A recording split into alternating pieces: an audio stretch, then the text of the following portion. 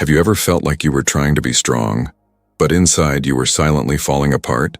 As if your love were an echo that no one answers. As if your presence had become invisible, precisely to the person you most wanted to be seen by. There are days when what hurts the most is not the scream, is his absence. It's whatever disguised as indifference. It's the silence of someone who once looked at you intensely, and now barely responds with a good morning. Rumi said, "You were born with wings. Why do you insist on crawling for the approval of those who ignore you? And I ask you, how many times have you tried to prove your worth to someone who doesn't make the slightest effort to see you? You smile, you help, you give, you are always there. But the truth is cruel. Whoever doesn't see you when you're there won't look for you when you're away either. At least, not at first. Because at first, your absence seems light. It is mistaken for relief. But over time, it weighs on you. It transforms into absence presence. In the echo of what you did, in the vacuum of what you offered, in the absence that you never cried out for, but that now cries out alone. And do you know why? Because the soul feels. Even if the ego denies it, even if the person pretends not to care, even if she's laughing, posting, moving on with her life, she will feel it. True absence doesn't need to make noise. It just settles in and transforms everything around it. Because what is true cannot be replaced. You were presence. You were delivery. You were warmth on cold days. And now, you are the empty space that no one else can fill. But for that to happen, you really need to withdraw. Not with pride, not with anger, but with dignity. And this is where many fail. They pull away, hoping to be pulled back. They disappear to see if they are wanted. But the soul feels when it is manipulation, and only respect when it is a decision. Rumi also wrote, "The wound is the place where the light enters you. But how can you let the light in if you keep offering yourself to the shadows? You no longer need to beg for emotional crumbs. No need to beg for messages, responses, attention. Because everything you look for on the outside is a reflection of what is still missing on the inside. And maybe you are experiencing exactly this right now. Trying to understand why someone ignores you as if you were disposable. Trying to convince yourself that the problem is you. Trying to be more, give more, do more. When the truth is that you are already offering too much to those who feel too little. But listen to this. Your retreat is your silent prayer. It is your wordless cry for healing. It's your soul saying, I don't accept less than I deserve. And believe me, who ignores you today, you will hear this silence louder than any explanation. You will feel the absence of that which you never knew how to value. You will realize too late that you have lost something that cannot be found out there. Because you are not an ordinary person. You are intensity, it's soul, and truth. And one day, whoever turned their face away will look for exactly what they missed. But until then, there is something you need to understand. You are not suffering just because of the other person's absence. You are suffering because you have learned to confuse rejection with lack of worth.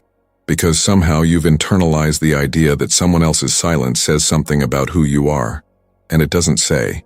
What it says about you is how much you still insist on remaining where your soul no longer breathes. Have you ever wondered why you still come back? Why are you still waiting for a message? Why are you still looking at your phone waiting for the name to appear? Perhaps because somewhere inside you, there is an ancient emptiness, a hidden wound, something that screams, if I'm enough, maybe this time they won't leave me. But let me tell you a truth that no one speaks so clearly. It's not you who isn't enough. It is the other who does not have the capacity to receive your intensity. Many people ignore you, not because you are little, but because you are too much. Too much in feeling, others in presence, too much in depth. And the world is afraid of depth, because it reveals everything that people spend their lives trying to hide. So, before you continue this journey with me, I want you to do something. Comment below, now, with the phrase, my retreat is the healing that no one understood, but my soul is grateful. This phrase is a seal. It's a reminder. It's your soul saying, I choose me. And if this video has already touched some part of you, some memory, some pain, some unhealed wound, then show the algorithm that you want more truths like this. Leave the like, subscribe in the channel, activate the bell, not for me, for you.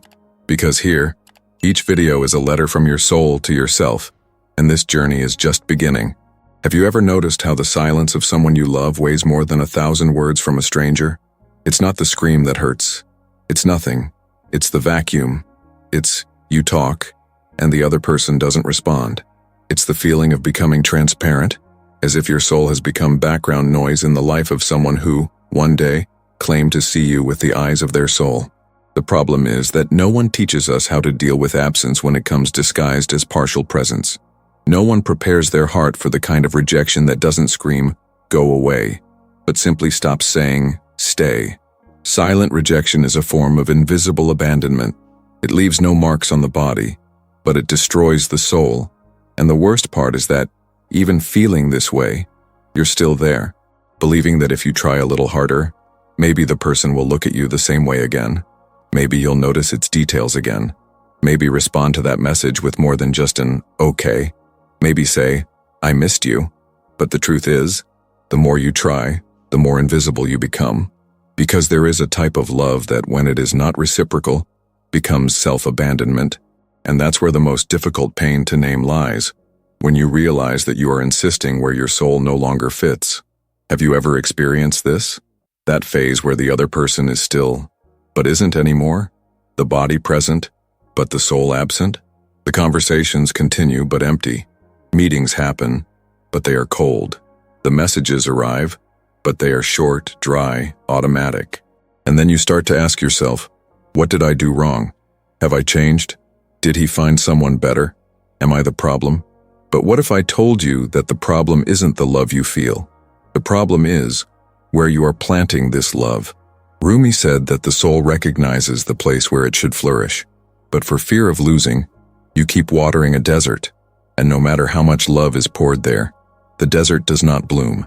It just consumes you. But nobody sees this pain. You keep smiling on the outside, working, doing what needs to be done.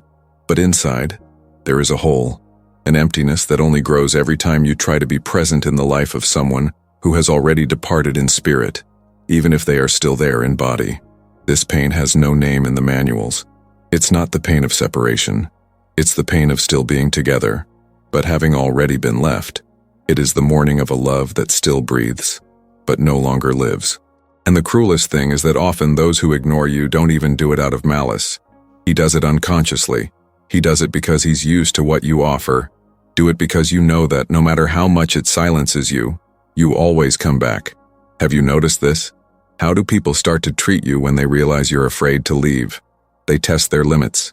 They ignore you, belittle you, treat you like a plan B. And yet, you stay. Because your soul is afraid of being forgotten. Because you believe that if you insist enough, it will be enough to be remembered. But what if all this effort isn't about the other? What if it's about you trying to prove to yourself that you're still worthy of love? The truth, which many avoid facing, is that indifference hurts more than outright rejection, because it confuses. It doesn't give you an end, but it also doesn't allow you to start over. It traps you in a hope that only consumes you, little by little, like a candle that burns until it disappears. And why do you keep doing this? Why do you still try, even when you already know it's not reciprocal? Maybe because, somewhere inside you, there is still that child who learned that love needs to be earned. What presence needs to be proven? That you will only be loved enough when you are perfect, when you don't bother, when you don't make mistakes. But real love isn't that. Real love doesn't silence you. It doesn't diminish you, doesn't ignore you. Real love sees you, even on the days when you can't see yourself. And until you understand this, you will continue trying to find in others what you need to awaken within yourself. The certainty that you deserve to be loved without having to disfigure yourself. It's not you who's wrong for feeling too much. It is the world that is not accustomed to those who feel with their soul.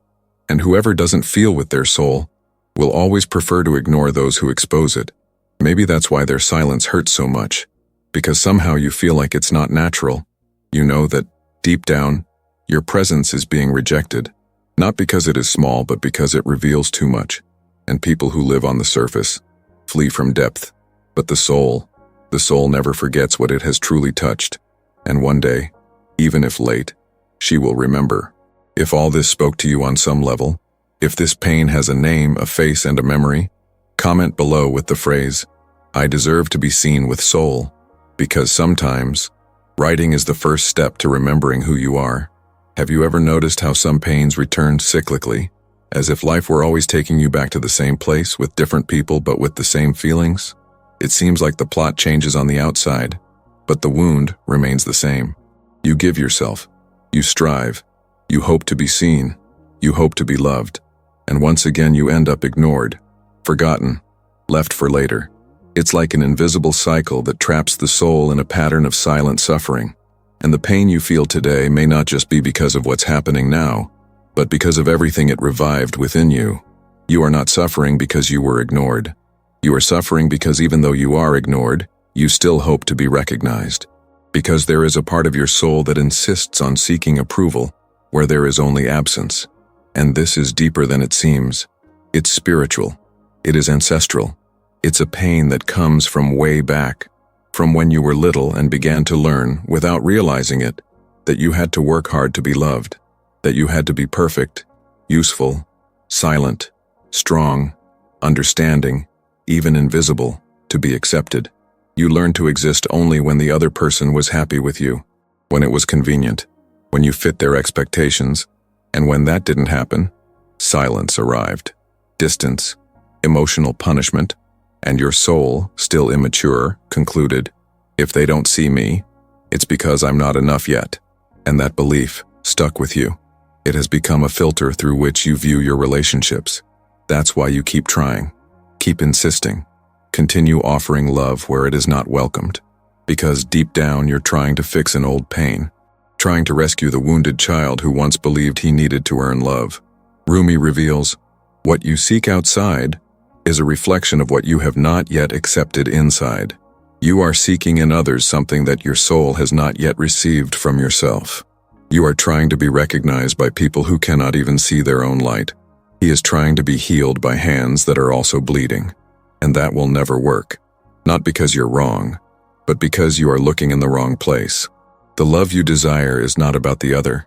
It's about you, about how much you still deny yourself, about how much he still believes he needs to hurt himself to be noticed, about how much you put yourself on the back burner thinking that if you're lighter, calmer, more patient, more loving, you'll finally be loved back. But that's not love. This is an unconscious repetition of abandonment.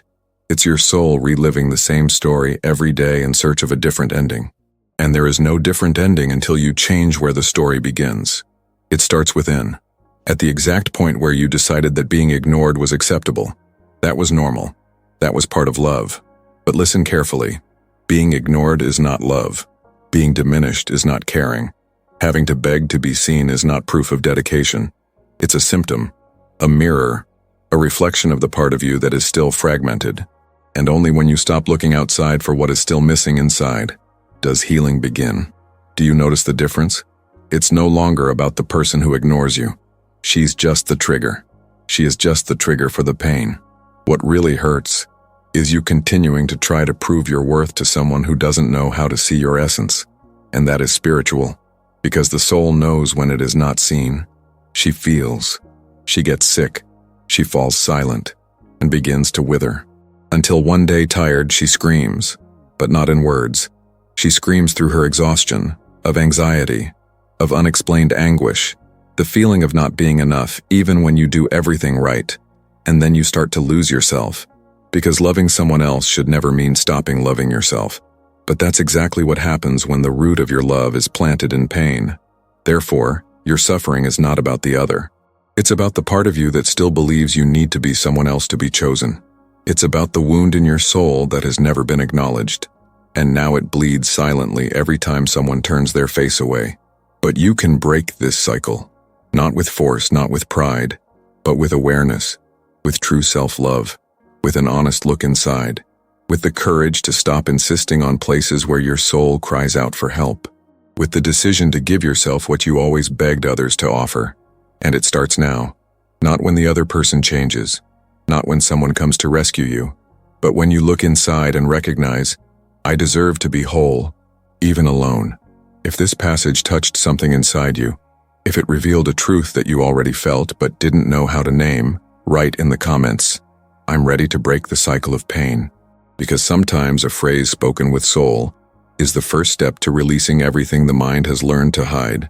Sometimes the quietest pain is also the most sacred, because it doesn't cry out loud for help, but begs for a gesture of self-love that only you can offer yourself.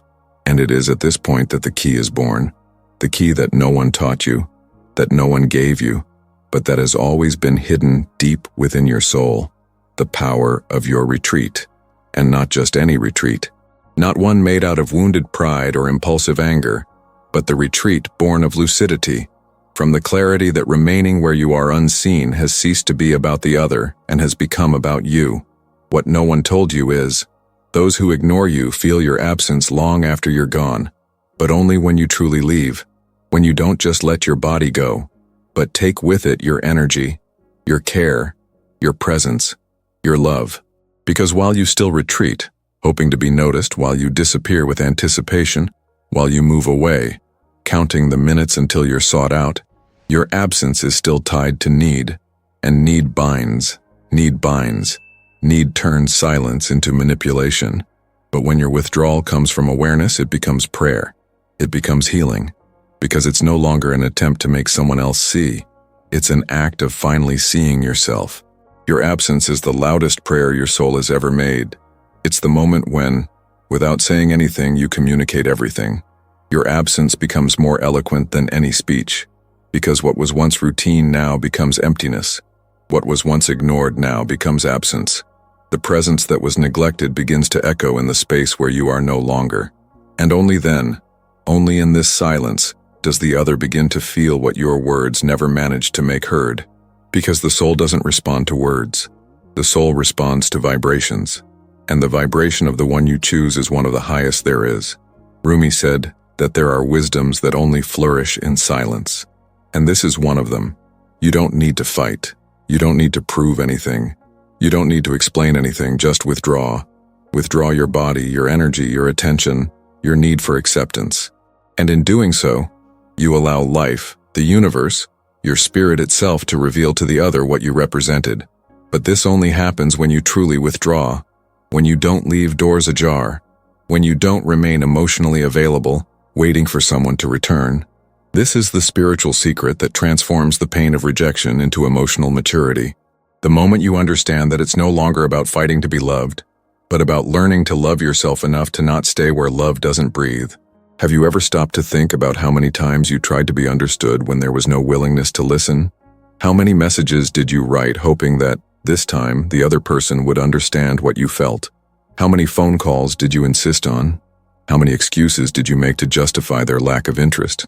All of this was your soul begging for connection, but it was also your energy draining away. And here's the key.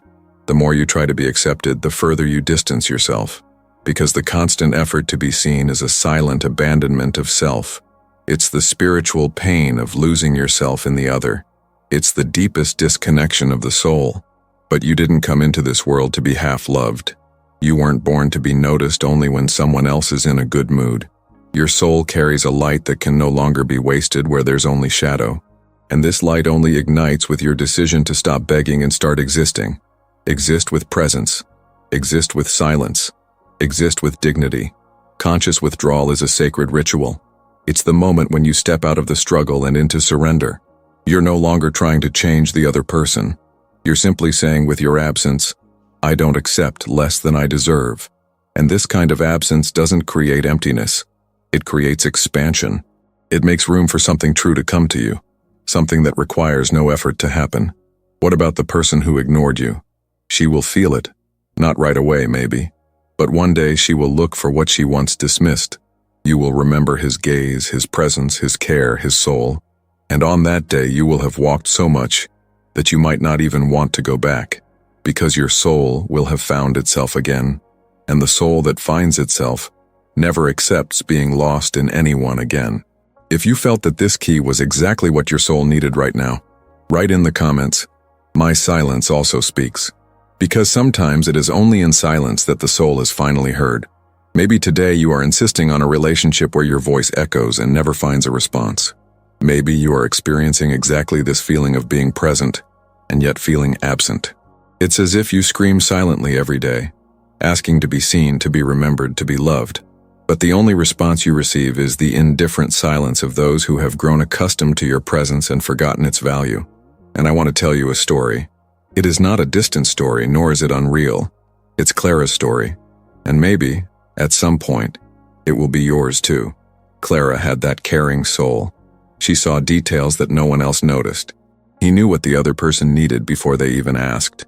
It wasn't just presence, it was shelter. But he was in a relationship where his commitment was seen as an obligation, not as affection. She woke up to dry messages, spent the day trying to maintain a connection that only she seemed to want. And every time I tried to talk, I heard phrases like, "You're exaggerating. It's not all about you." That insecurity again. She began to believe that she really was the problem. He began to measure his words, hide his emotions, and swallow his tears. And the soul became ill. Not all at once, but little by little, like a plant that stops receiving light. Until one day she stopped writing first. He stopped trying to explain how he felt. He stopped justifying his pain. She didn't make a scene, she didn't make a speech, she didn't block anyone. He just went silent. He withdrew, not out of pride, but out of dignity. And at first, nothing happened. The other continued his life as if nothing had changed. But as the days went by, something started to weigh on me. The messages she always sent didn't arrive. The care questions are gone. The energy she carried was no longer there. And what seemed small became a void. Because Clara was more than gestures. She was a spiritual presence. It was a living soul in the form of love. And when the soul withdraws, the other's body feels it, even if he denies it, even if it takes time to understand. What the other realized, too late, is that the world reacts to his energy, not to his scream. And Clara had fallen silent with the strength of someone who no longer accepts being half. Over time, she came back to herself, rediscovering your colors, relearning your own name. And the most beautiful thing is that she didn't come back to show anything to anyone. She came back to herself.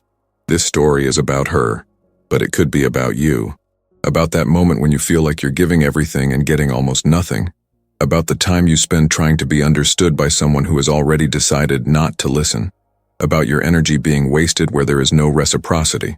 But most importantly, this story reveals, when you truly withdraw, something changes in the invisible field of existence. It's not magic, it's spiritual, it's vibration.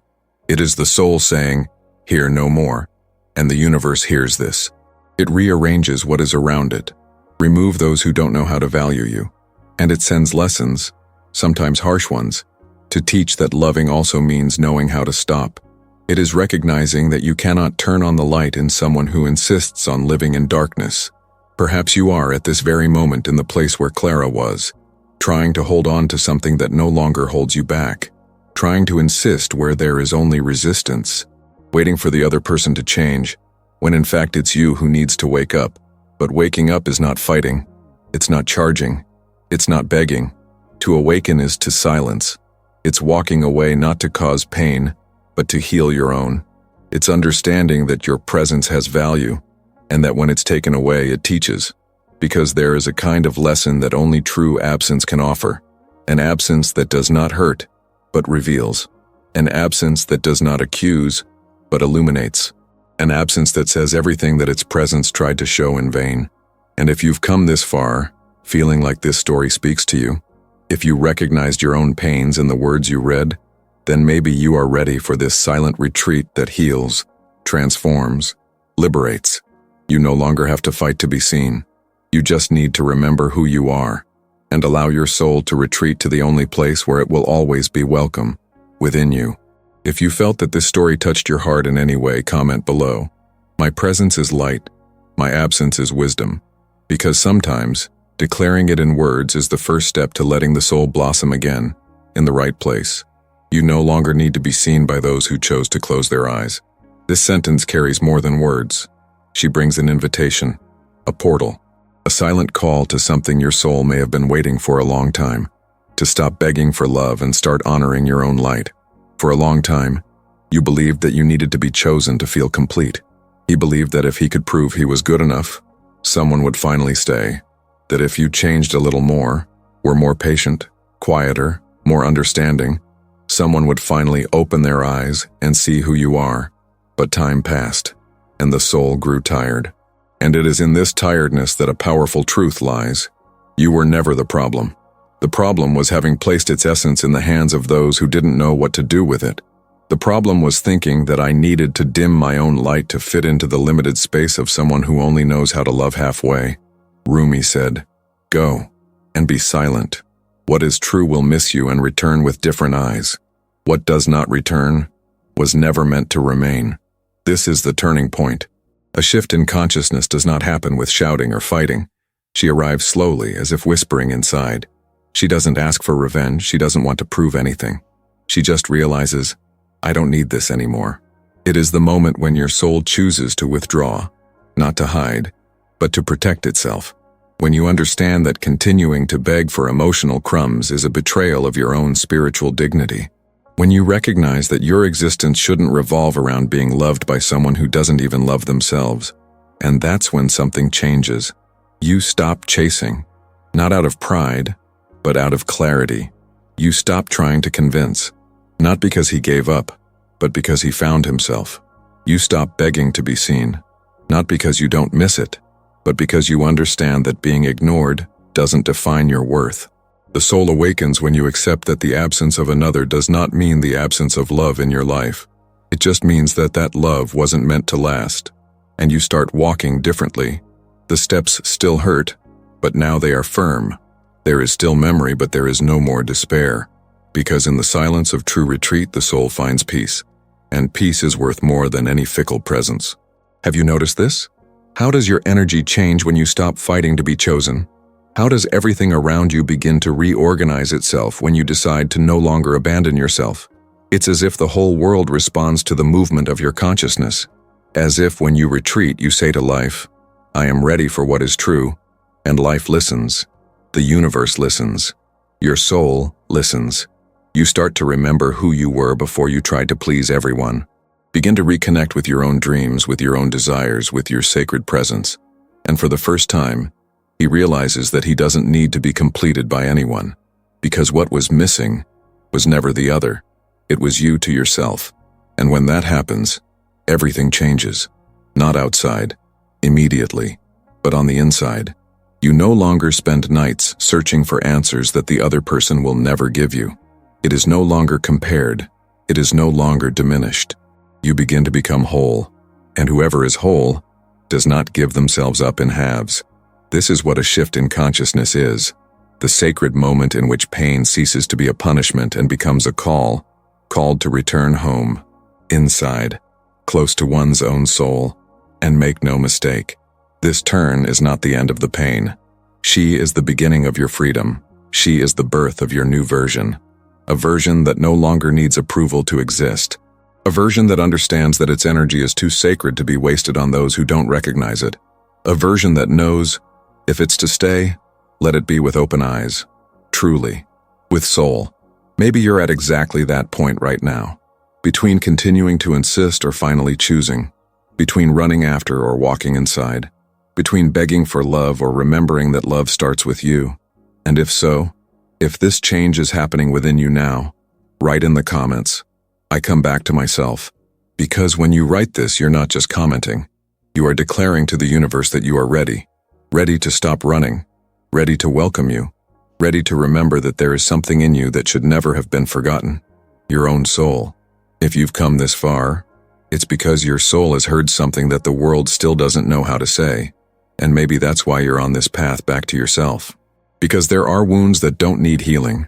They really do. And if this video spoke to your silent wound, if it brought light to something you felt but had never been able to name, then you are not alone anymore. Subscribe to the channel.